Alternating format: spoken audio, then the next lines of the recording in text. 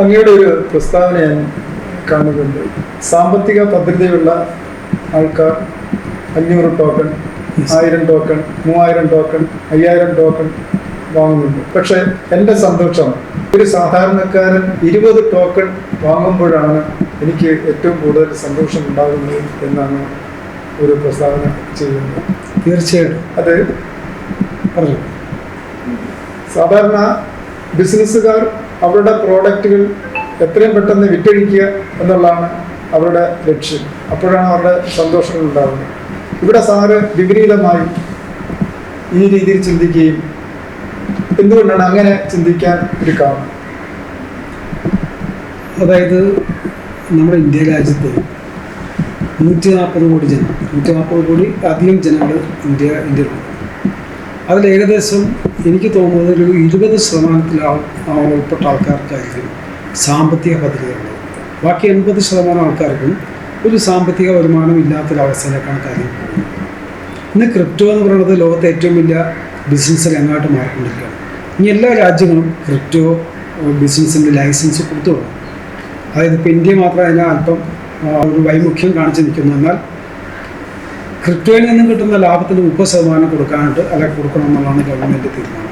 എന്തായാലും G20 രാജ്യങ്ങളുടെ തീരുമാനത്തിനനുസരിച്ചിട്ട് ഇന്ത്യയും അതിന് നല്ലൊരു നിലപാടെടുക്കുകയും ചെയ്യും. ഞാൻ ആദ്യം പറഞ്ഞത് നമ്മൾ ഏത് ബിസിനസ്സുകാരന് ഏറ്റവും കൂടുതൽ വരുമാനം ഉണ്ടാക്കി കൊടുത്ത് കോടീശ്വരൻ ആകുന്നതല്ല എൻ്റെ സാറ്റിസ്ഫാക്ഷൻ. അതായത് താഴെത്തട്ടിലുള്ള ജനങ്ങൾക്ക് ഒരു വരുമാനം കിട്ടിക്കൊണ്ട് അവനും അവൻ്റെ തലമുറകൾക്കും ഒരു സ്ഥിര വരുമാനം കിട്ടുകയും അവൻ്റെ സാമ്പത്തിക പദ്ധതി ഉറപ്പുവരുത്തിക്കൊണ്ട് മുന്നോട്ട് പോയെങ്കിൽ മാത്രമേ ഉള്ളൂ ഇന്ത്യ വികസിത രാജ്യമായിട്ട് മാറുകയുള്ളൂ. ഇല്ലെങ്കിലെന്നും ഈ പറഞ്ഞ 20% കയ്യിൽ വലിയൊരു ഫണ്ടും 80% ജനങ്ങളിലും സാമ്പത്തിക ഭദ്രമല്ല എങ്കിൽ ആ രാജ്യം ഒരിക്കലും ഒരു വികസിത രാജ്യമാകില്ല. ഇന്ത്യ വികസിത രാജ്യമാകും എന്ന് പറഞ്ഞാൽ പോലും ഇന്നിപ്പോൾ ഇന്ത്യ 3ാം സ്ഥാനത്തുണ്ടെങ്കിൽ പോലും 1ാം സ്ഥാനത്തേക്ക് വരണമെങ്കിൽ സാധാരണ ജനങ്ങളുടെ ജീവിത നിലവാരം ഉയരണം. അത് സാമ്പത്തികപരമായിട്ടും വിദ്യാഭ്യാസപരമായിട്ടും സാംസ്കാരികപരമായിട്ടും എല്ലാം തന്നെ അവർക്കൊരു ഉയർച്ചയുണ്ടെങ്കിൽ മാത്രമേ ഇന്ത്യ ആ ഒരു ലെവലിലേക്ക് 1ാം സ്ഥാനത്തിലേക്ക് എത്തുള്ളൂ. അപ്പോൾ ഇത് ഗവൺമെൻറ് മാത്രം വിചാരിച്ചു കഴിഞ്ഞാൽ പറ്റത്തില്ല. കാരണം ഗവൺമെൻറ് വരുമാനം എന്ന് പറഞ്ഞാൽ GST അല്ല അതുപോലുള്ള വരുമാനത്തിൽ നിന്ന് കിട്ടുന്നതാണ്. പക്ഷെ ഇപ്പം നിലവിൽ ഇന്ത്യൻ സർക്കാർ വിവിധ ഉൽപ്പന്നങ്ങൾ ഉൽപ്പാദിപ്പിച്ചുകൊണ്ട് വിദേശ നാണ്യം നേടുന്ന പല പദ്ധതികളും മേക്ക് ഇൻ ഇന്ത്യ പദ്ധതി വഴി നടപ്പിലാക്കിയിട്ടുണ്ട്. അതുകൊണ്ട് തന്നെ ഇന്ത്യക്ക് വിദേശ നാണ്യങ്ങൾ കിട്ടിക്കൊണ്ടിരിക്കുന്നുണ്ട്. പക്ഷേ ഇതെല്ലാം തന്നെ അങ്ങനെ കിട്ടുമ്പോൾ ഇത് ഇവിടുത്തെ ജനങ്ങളെ സംരക്ഷിക്കാൻ വേണ്ടിയിട്ട് സർക്കാരിന് കിട്ടുന്ന ഫണ്ട് സാധാരണ ജനങ്ങളിലേക്ക് എത്തിക്കാൻ പറ്റില്ല. അവിടുത്തെ വികസനത്തിന് വേണ്ടിയിട്ട് മാത്രമേ സർക്കാരിന് ആ ഫണ്ട് ഉപയോഗിക്കാൻ പറ്റുള്ളൂ. അതല്ലെങ്കിൽ ഈ 140 കോടി ജനങ്ങളിൽ അല്ലെങ്കിൽ 120 കോടി ജനങ്ങളിലേക്ക് മാസം ഫണ്ട് കൊടുക്കുക എന്ന് പറഞ്ഞാൽ അതത്ര എളുപ്പമുള്ള കാര്യമല്ല. അത് സാധ്യമാകുകയും ചെയ്യല. പക്ഷേ എന്നാൽ നിലവിലെ ഒരു സാഹചര്യത്തിൽ ഇപ്പോൾ തൊഴിലുറപ്പ് പദ്ധതി നമുക്ക് അറിയാം. ആ തൊഴിലുറപ്പ് പദ്ധതിയുടെ ഭാഗമായിട്ട് കുറേ ജനങ്ങൾക്ക് തൊഴിൽ കൊടുത്തുകൊണ്ട് ഒരു വരുമാനം, അതായത് തീരെ നിവൃത്തിയില്ലാത്ത കുടുംബങ്ങളിലേക്ക് കേന്ദ്ര ഗവൺമെൻറ്റും സംസ്ഥാന ഗവൺമെൻറ്റും കൂടി ചെയ്യുന്നുണ്ട്. പക്ഷെ അത്തരം കാര്യങ്ങളിൽ തന്നെ അതിനും ഒരു വരുമാന സാധ്യതയില്ലാത്ത കാര്യമാണ് അവർ ചെയ്തിരിക്കുന്നത്. കാരണം ഈ തൊഴിലുറപ്പ് പദ്ധതിയുടെ ആൾക്കാരെല്ലാം തന്നെ തോട് വെട്ടും പുല്ല് വെട്ടും. അത് 2 മാസം കഴിയുമ്പോൾ വീണ്ടും പുല്ല് വളർന്നു വരികയും അപ്പോൾ ഓരോ മാസവും ഗവൺമെൻറ് കൊടുക്കുന്ന ഫണ്ട് അത് വെറും ലോസായി പോവുകയാണ്. പക്ഷെ അതിന് ആ തൊഴിലുറപ്പ് പദ്ധതിയിൽ ഉൾപ്പെട്ട ജനങ്ങൾക്ക് എന്തെങ്കിലും തൊഴിൽ വ്യവസായമായിട്ട് ഉൽപ്പാദനം ഉള്ള കാര്യങ്ങളാണ് ചെയ്തിരുന്നെങ്കിൽ രാജ്യത്തിൻ്റെ GDP വളരുകയും അതോടൊപ്പം തന്നെ ആ ജനങ്ങൾക്ക് ഒരു ഉൽപ്പന്നങ്ങൾ ഉൽപ്പാദിപ്പിച്ചുകൊണ്ട് അതിൽ നിന്നൊരു വരുമാനം എക്സ്ട്രാ കിട്ടുകയും ചെയ്യും. ഇതിപ്പോൾ എന്താ സംഭവിക്കണമെന്ന് വെച്ചാൽ ഈ തൊഴിലുറപ്പ് പദ്ധതിക്കാരെന്താ ചെയ്യണം? അപ്പോൾ ഈ തോട് വെട്ടും പുല്ല് വെട്ടും പറമ്പിൽ കിടക്കുന്ന പരിപാടി മാത്രമേ ഉള്ളൂ. അപ്പോൾ ഗവൺമെൻറ്റിന് ഈ ഇൻവെസ്റ്റ് ചെയ്യുന്ന പൈസ ലോസായിട്ട് പോകാണ്ട് തന്നെ അവർക്ക് കുടിൽ വ്യവസായം എന്ന രീതിയിലേക്ക് അവർ ഒന്ന് മാറി ചിന്തിക്കുക.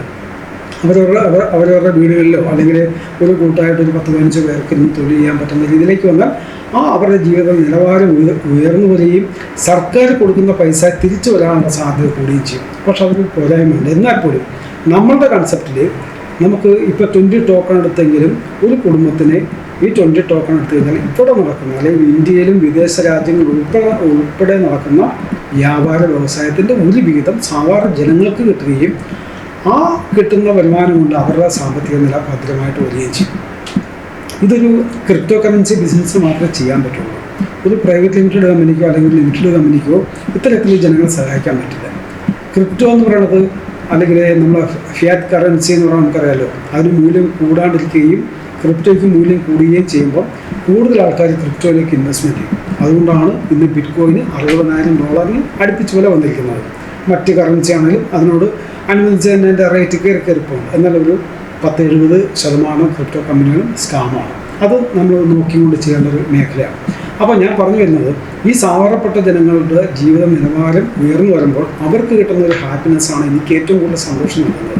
അപ്പോൾ കോടീശ്വരനായിട്ടും പണക്കാരനുള്ളതിന് പൈസ കിട്ടുമ്പോൾ അതിന് വലിയ മൂല്യം അവർ കൽപ്പിക്കില്ല. അവർ ബിസിനസ് ചെയ്ത് കാശുണ്ടാക്കുന്നത് മാത്രമാണ്.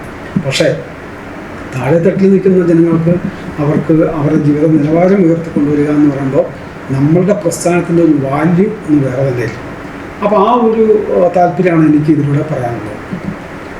ക്രിപ്റ്റോ കറൻസിയെക്കുറിച്ചും GCD കുറിച്ചും സംസാരിച്ചു.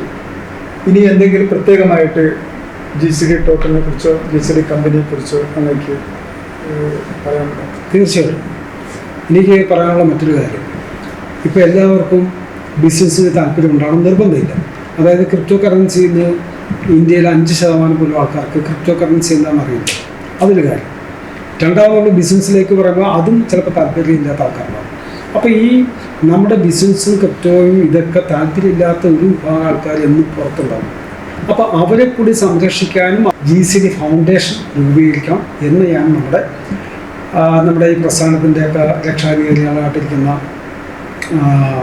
നമ്മുടെ MLA താമരാക്ഷൻ സാറ്, അതുപോലെ തന്നെ ഡോക്ടർ ചാക്കോട് ദർശൻ സാറ്, ഇതുപോലുള്ള പല പല പ്രഗത്ഭ വ്യക്തികളുടെയും അടുക്കൽ ഞാൻ ഈ കാര്യം പറഞ്ഞപ്പോൾ നമ്മുടെ ഈ സംഘടനയോട് ഉദ്ദേശിക്കുന്നത് നമ്മുടെ ബിസിനസ്സിൽ നിന്നും മാറി നിൽക്കുന്ന അല്ലെങ്കിൽ അതിനകത്ത് ഉൾപ്പെടാൻ സാമ്പത്തികപരമായിട്ടോ അല്ലെങ്കിൽ മറ്റെന്തെങ്കിലും കാരണം കൊണ്ട് മാറി നിൽക്കുന്ന ജനങ്ങളെ കൂടി സംരക്ഷിക്കാനും അതൊരു ജനീയ ശബ്ദമായിട്ട് ലോകത്തിൻ്റെ മുൻപിൽ കൊണ്ടുവരാനും വേണ്ടിയിട്ടാണ് ഈ GCD ഫൗണ്ടേഷൻ തന്നെ നമ്മൾ ആരംഭിക്കാൻ പ്ലാൻ ചെയ്തിരിക്കുന്നത്. അപ്പോൾ നമ്മുടെ കീഴിൽ വരുന്ന ഓരോ സംഘടനയും അതിൻ്റെ ലക്ഷ്യം എന്ന് പറയുന്നത് അവരുടെ നന്മയ്ക്ക് വേണ്ടിയിട്ടാണ്. ഇപ്പോൾ ഇതിനകത്ത് നമുക്കറിയാം, ഓരോ സംഘടന ഒന്നുകിൽ രാഷ്ട്രീയ ചായവുണ്ടാവും അല്ലെങ്കിൽ മതപരമായിട്ടുള്ള ചായവുണ്ടാവും. ഈ GCD എന്ന് പറഞ്ഞ കൺസെപ്റ്റിൽ ജാതി മത രാഷ്ട്രീയത്തിന് എല്ലാത്തിനും അതീതമായിട്ട് നമ്മൾ ലക്ഷ്യം വെച്ചുകൊണ്ടുള്ള ഒരു പ്രസ്ഥാനം. ഇത് ആർട്ടിസ്റ്റിനൊക്കെ സംബന്ധിച്ചിടത്തോളം അല്ലെങ്കിൽ ടെക്നീഷ്യന്മാരും ഒക്കെ അവരുടെ ഒരു പ്രൊജക്റ്റ് കഴിഞ്ഞാൽ പിന്നെ അവർക്കൊരു വരുമാനമില്ല. അപ്പോൾ ഇത്തരം സാഹചര്യമുള്ള നിരവധി കലാകാരന്മാർ നമ്മളുടെ ഇടയിലുണ്ട്. ഇവർക്ക് പ്രൊജക്റ്റ് ഇല്ലെങ്കിൽ 10 രൂപ അവർക്ക് കിട്ടാൻ മാർഗ്ഗമില്ല. അവർക്ക് എങ്ങനെ ജീവിച്ചു പോകാൻ പറ്റും? അവർക്ക് മറ്റൊരു സ്ഥലത്തു നിന്ന് ഒരു വരുമാനമില്ല. ടെക്നീഷ്യന്മാരും കലാകാരന്മാരെയും എല്ലാ മേഖലയിലുള്ള ഇതുപോലുള്ള ആൾക്കാരെ ഒന്നിപ്പിച്ചുകൊണ്ട് അവരെയും നമ്മുടെ സംഘടനയുടെ ഭാഗമാക്കി കൊണ്ടുവന്നാൽ, അതിനാണ് ഫിലിം ഇൻഡസ്ട്രിയിൽ ഈ ഇത്തരത്തിലുള്ള ഒരു സംഘടന കൂടി നമ്മൾ സ്റ്റാർട്ട് ചെയ്യുന്നത് പറയുന്നത്. കാരണം ഇതിനകത്ത് നമ്മുടെ കേരളം മാത്രമല്ല, ഇന്ത്യയിലെ 28 സംസ്ഥാനത്തിലുള്ള ആൾക്കാരെ കൂട്ടി യോജിപ്പിച്ചുകൊണ്ടും അവർക്കും കൂടി ഒരു സ്ഥിര വരുമാനം കിട്ടുന്ന സംവിധാനത്തിലേക്ക് നമുക്ക് മാറ്റാൻ സാധിക്കും. നല്ല നല്ല സിനിമകൾ നമുക്ക് എടുക്കാൻ പറ്റും. അതുപോലെ തന്നെ ടെക്നീഷ്യന്മാർക്കാണെങ്കിലും അല്ലെങ്കിൽ ആർട്ടിസ്റ്റ് ആണെങ്കിലും യാതൊരു ബുദ്ധിമുട്ടും കൂടാണ്ട് അല്ലെങ്കിൽ അവരുടെ കഴിവ് തെളിയിക്കാനുള്ള ഒരു മേഖല കൂടി ആക്കി മാറ്റാൻ വേണ്ടിയിട്ടാണ് നമ്മുടെ ഈ 10 പ്രോജക്റ്റിൽ ഒന്ന് ഫിലിം ഇൻഡസ്ട്രി കൂടി ഉൾപ്പെടുത്തിയിരിക്കുന്നത്. അതുകൊണ്ട് GCD ഫൗണ്ടേഷൻ ആണെങ്കിലും അതുപോലെ GCDയുടെ കീഴിൽ വരുന്ന ഓരോ സംഘടനയുടെയും ലക്ഷ്യങ്ങൾ അതിൻ്റെ പ്രത്യേകത അനുസരിച്ച് നമുക്ക് ജനങ്ങളിലേക്ക് ഇറങ്ങിച്ചെല്ലാൻ സാധിക്കുകയും ചെയ്യുന്നതായിരിക്കും.